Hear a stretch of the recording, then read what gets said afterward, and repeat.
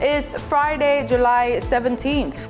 In the headlines, government is seeking additional experts for Jamaica Public Service license negotiations. And Jamaica seeks clarity on CXC's planned SBA reforms. In business news, we have your usual market updates. Regionally, healthcare firm launches arbitration bid against Guyana. And in sports, the third place spot and FIFA 2026 World Cup title are up for grabs this weekend.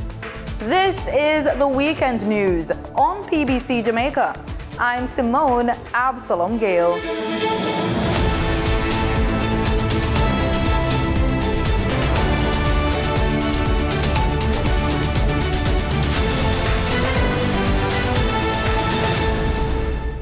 Senior education stakeholders in Jamaica are meeting today with officials from the Caribbean Examinations Council to discuss the regional body's proposed changes to school-based assessments, SBAs.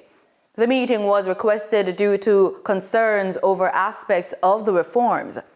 The proposals would replace traditional SBAs in non-practical subjects, including mathematics, English, and Caribbean history, with a new supervised assessment known as Paper 032. The students will complete this paper under examination conditions after receiving the topic about a month in advance. Traditional SBAs will remain for practical and creative subjects such as agricultural science, visual arts, and music, although CXC says moderation procedures will be strengthened. The new assessment system is scheduled to be introduced for CAPE students in 2027, while CSEC candidates will have the option of completing either the existing SBA or Paper 032 in 2027 before the new format becomes mandatory in 2028. Public schools across Jamaica will receive an additional $757.5 million in funding for the 2026-2027 academic year. Speaking at Wednesday's post-cabinet press briefing, Minister of Education, Skills, Youth and Information, Dr. Dana Morris-Dixon, said the initiative is being done under a new operational grant framework. So 25% of the amount given should be used towards administration, and they can work around that. Repair and maintenance is 20% of the grant. There is also learning environment, so the teaching and learning element. So getting material in for teaching and learning or working on new initiatives around teaching and learning, that's 30% of the grant can be used on that. And then on STEAM and TVET, it's 15%, and then on student welfare, it's 10% of the grant. She says schools have already received the first tranche of funding. So they get 30% in June, 15% in September, and 20% in December. According to Minister Morris-Dixon, the new model will provide public schools with an average 55% increase in funding, with primary schools and special education institutions receiving the largest increases. Under the new framework, annual operational grants will range from approximately $1 million to $4.8 million, with minimum allocations for infant and primary schools increasing to $1 million. The government is strengthening its negotiating team with additional financial advisors as discussions continue with the Jamaica Public Service over a new electricity license. Energy Minister Darrell Vaz made the disclosure at this week's meeting of the House of Representatives. We are very aware as a government and as a country that the two shareholders, majority shareholders, as you have said before, is East West and Maribyrnong, one from Korea and one from Japan. Those are highly rated companies worldwide. And therefore, it is incumbent on us to get the necessary support for our local negotiating team. We have already engaged in one phase, technical assistance, which has now, that phase has expired. We're now moving to another phase, so we're seeking to get cabinet approval to proceed on the second phase of the technical. The government formally notified JPS in July 2025 that it would not renew the company's license under its existing terms, invoking a provision that allows the state to acquire the licensed business when the current license expires. We are aware that we have 1 year. And we are not thinking about this in isolation. You ask the question whether or not there are other people that are interested. And the clear answer to that is yes. Obviously, the terms would be what would dictate their interest. But in terms of expressing an interest, yes. But we realize that we have to run on 2 tracks. We have to continue with the negotiation with the JPS in good faith. We will know in short order whether that's going south or north. But in the meantime, we must have a backup plan. Minister Vaz said the government is focused on assembling the best possible team to secure a more favorable agreement, arguing that the current license has contributed to some of the highest electricity prices in the region. Health and Wellness Minister Dr. Christopher Tufton says the newly developed Spanish Town Hospital should be completed by 2027. I don't think anybody can deny the fact that we're trying to make things better. And we're not just trying, we're putting money there, and you see the manifestations of that. And in short order, I believe sometime next year, you'll be a brand new here at the Spanish Town Hospital. Bigger facilities, more diagnostic, more services, and hopefully a working environment that all of you can be proud of. The $5.5 billion project will see the transformation of the health facility into a state-of-the-art 6-story building spanning more than 17,000 square meters. The new facility will offer expanded services such as urology, oncology, ophthalmology, and psychiatry. It will be equipped with cutting-edge technology, including electronic access to patient medical records, multiple operating theaters, and increased bed space, moving from 470 to 600. Minister Tufton was speaking at this week's launch of the Family Caregiver Program at the hospital. Everyone has that one childhood moment they'll never forget. Chanel Matthews hit the streets to ask everyday Jamaicans about their favorite memories.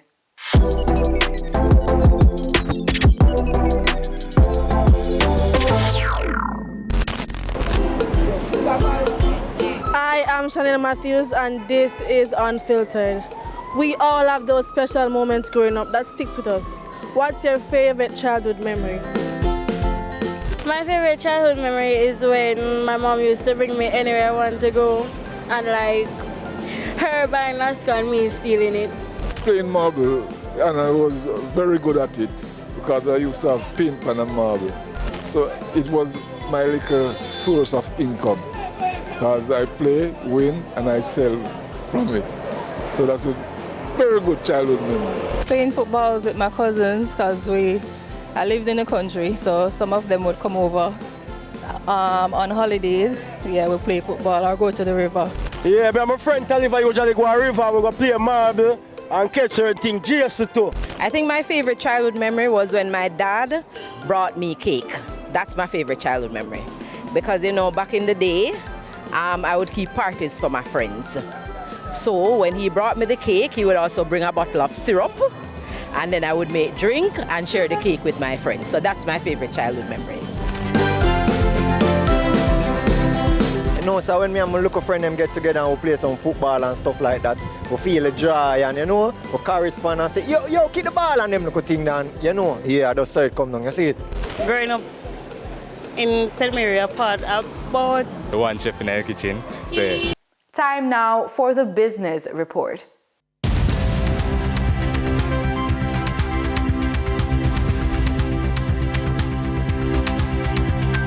Welcome to today's Business Report. I'm Denise Williams, bringing you the developments shaping markets, capital access and business decision-making across Jamaica and the region. Let's get into the stories that matter. Minister of Finance and the Public Service, Favour Williams, billionaire Michael Leachin, and the delegation of coffee farmers from Hall's Delight St. Andrew were among the 700 guests at yesterday's staging of the Small Business Association of Jamaica's Growth and Resilience Conference held at the Jamaica Pegasus Hotel.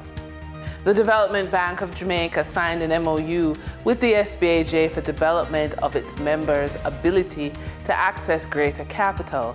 The Jamaica Stock Exchange and the Jamaica Business Development Corporation also gave commitment to continue to build out the capacity of small businesses to scale their businesses.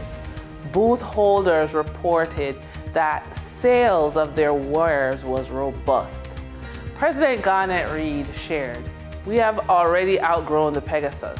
Our goal is 1,000 attendees next year as we build out our partnerships in the business arena. We are very pleased with the turnout. We thank our sponsors, our team members, and our stakeholders in believing in the vision of this conference." Government reports lower tax collections.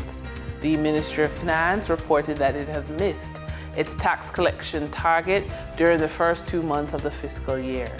According to the ministry's latest fiscal report, collections from taxes on income and profits were 18.8 billion, or about 24% below the 77.8 billion budgeted, coming in at only 59 billion during the April to May period. Taxes paid by companies recorded one of the largest gaps, falling 30.9% below target.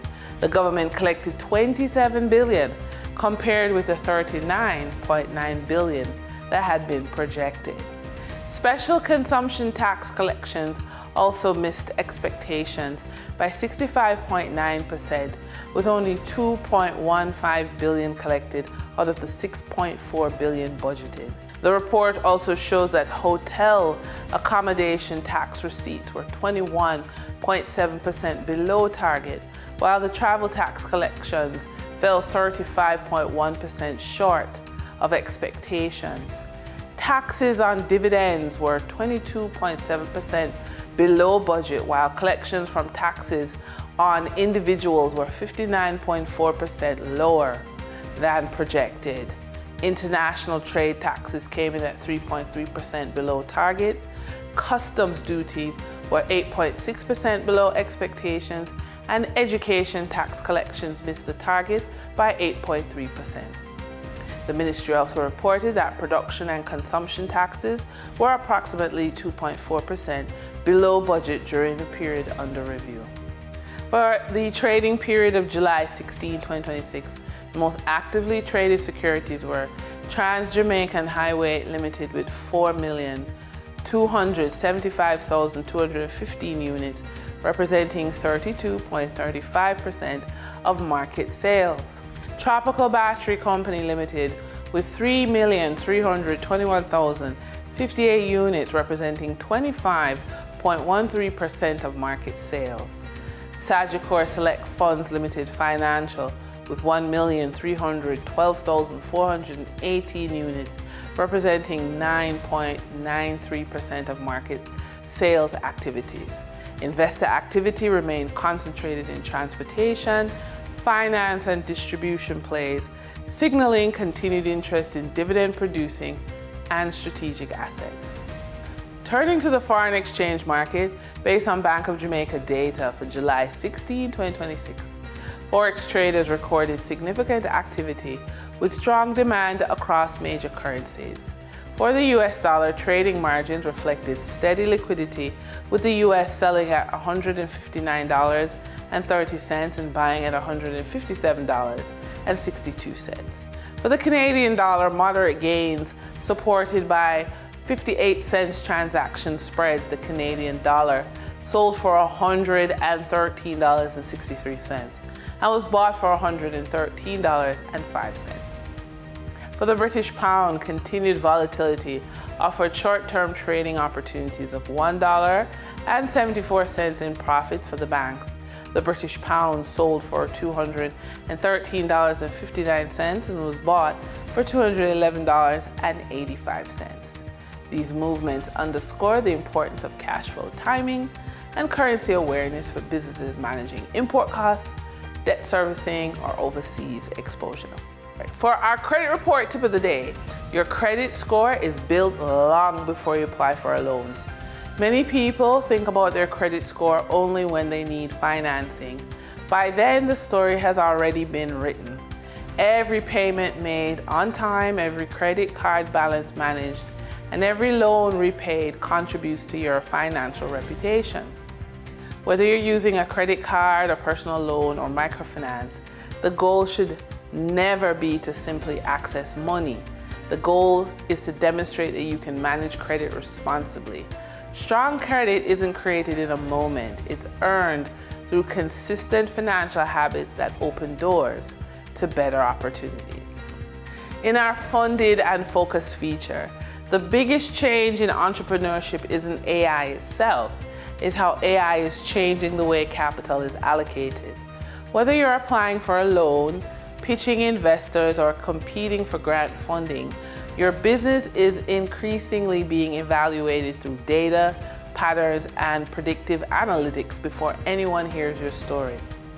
For entrepreneurs, this means that funding is becoming less about who you know and more about how well your business performs on paper.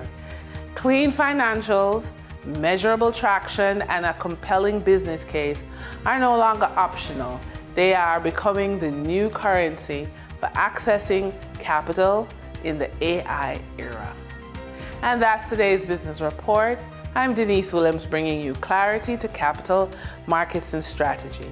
Until next time, stay informed, stay intentional, and keep building forward. See you soon.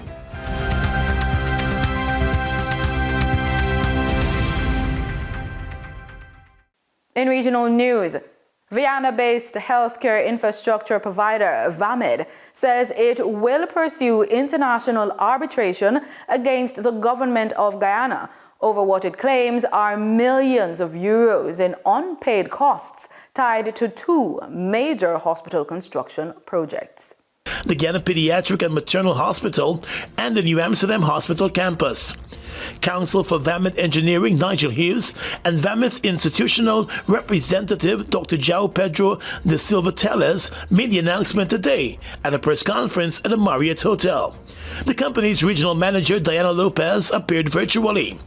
On the 8th of June 2022, VAMID Engineering signed a contract with the Ministry of Health for the design and construction of the Guyana Pediatric and Maternal Hospital, valued at 149 million euros.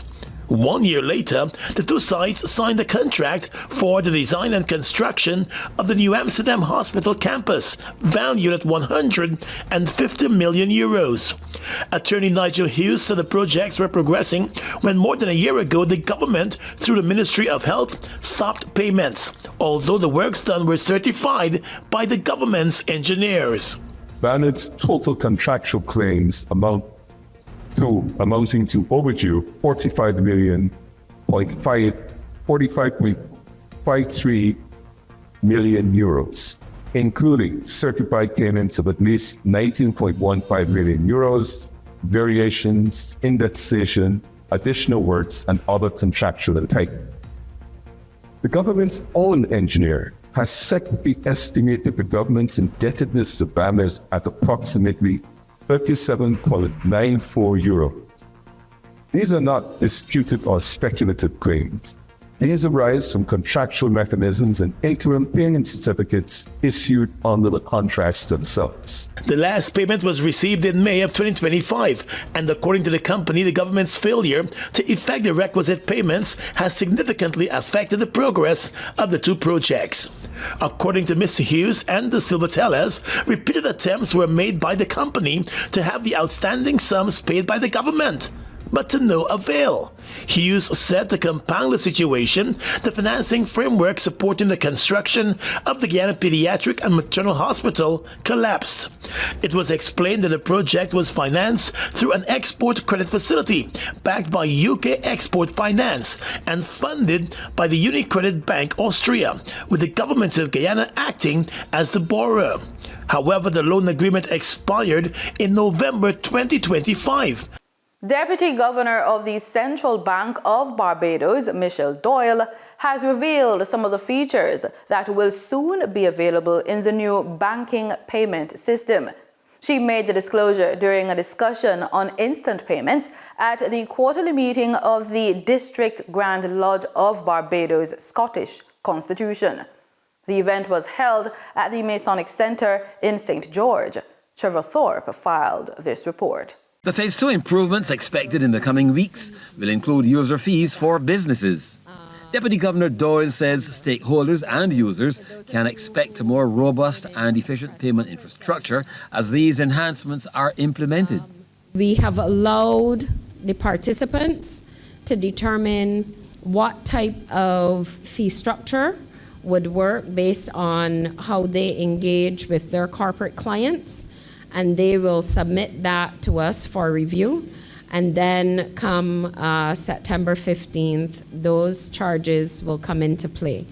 What we have done, though, is to segment how those charges should be applied. So whether it's a micro or small business versus a business of a larger scale, there will be some type of tiered allocation to those fees. She explained existing conditions as they relate to sole proprietors and says it signals significant progress in the evolution of instant payment solutions in Barbados. What we have seen, though, is that for some sole proprietors, like I was mentioning, where they utilize the app with regard to individual sales, and that allows them to basically be able to facilitate payment straight off. But it does mean that you then have to reconcile on that account what you are bringing in related to sales and any other activity that you put through on that said account. The Deputy Governor also shared that plans for cross-border transactions are currently underway, and this development is expected to boost regional trade, create new business opportunities, and foster stronger economic ties among participating nations. The way we are approaching it is through a system that is used on the African continent by a Frepsim bank. So the model of how this can all work is already there. We're not reinventing the wheel, but it does mean that the respective players have to be ready in order to facilitate this, and that's the time component that I can't commit to.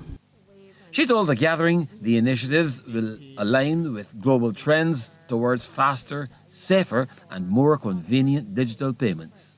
Still in Barbados, the Ministry of Innovation, Industry, Science and Technology kicked off its annual Science and Technology Summer Camp this week, with even more activities on this year's program. CBC's Anesta Henry has this story.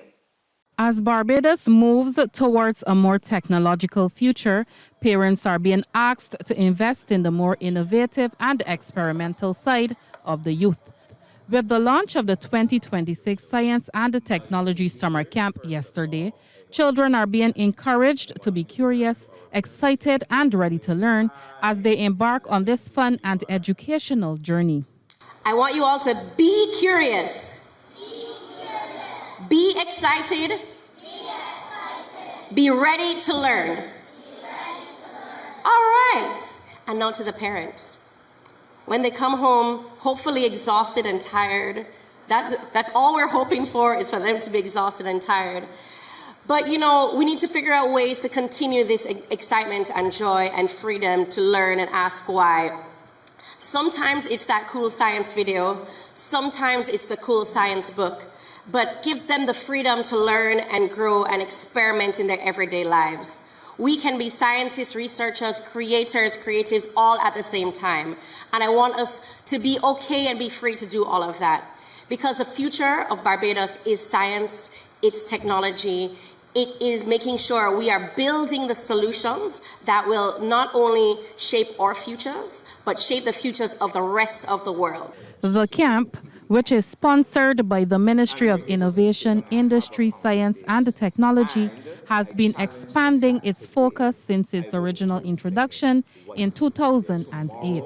This year, the children are being introduced to the world of microbiology, as stated by camp director Arlene Weeks. We started doing only science, or mostly science activities. But over the years, as technology has improved, we've come to include things such as robotics, where we use the make block in bots and introduce coding to these young children. We've introduced AI and other forms of technology as the years have gone on. In sports, we spotlight football news. France and England will battle for third place at the 2026 FIFA World Cup on July 18, after both nations fell short in the semi-final. France, who were beaten 2-0 by Spain, will be looking to finish the tournament on a high and secure the bronze medal. England, meanwhile, will be aiming to bounce back after a narrow 2-1 defeat to defending champions Argentina. On Sunday, July 19, Spain will be chasing a second World Cup title, and Argentina seeking to retain the trophy they captured in Qatar 4 years ago. Defending champions Argentina booked their place in the 2026 FIFA World Cup final after edging England 2-1 in the second semi-final on July 15. The final promises to bring the curtain down on an entertaining tournament, with two of international football's biggest powers battling for the sport's ultimate prize. In other football news, Jamaica Football Federation President Michael Ricketts has voiced support for FIFA's proposal to expand the men's FIFA World Cup to 64 teams, saying it would create a greater opportunity for smaller football nations. The 2026 tournament is the first to feature 48 teams, up from the previous 32-team format, while FIFA President Gianni Infantino has confirmed that proposal to increase the field to 64 teams for the Centenary World Cup in 2030 will be examined and discussed. Mr. Infantino said that expanding the tournament would give smaller countries a greater incentive to develop. JFF President Ricketts welcomed the possibility of additional qualification places. He's quoted in the press saying, "Once the numbers increase, I'm going to support it because it gives us a greater chance." End quote. And that's the weekend news on PBCJ. You can follow us on our social media platforms at PBCJamaica. Thanks for watching.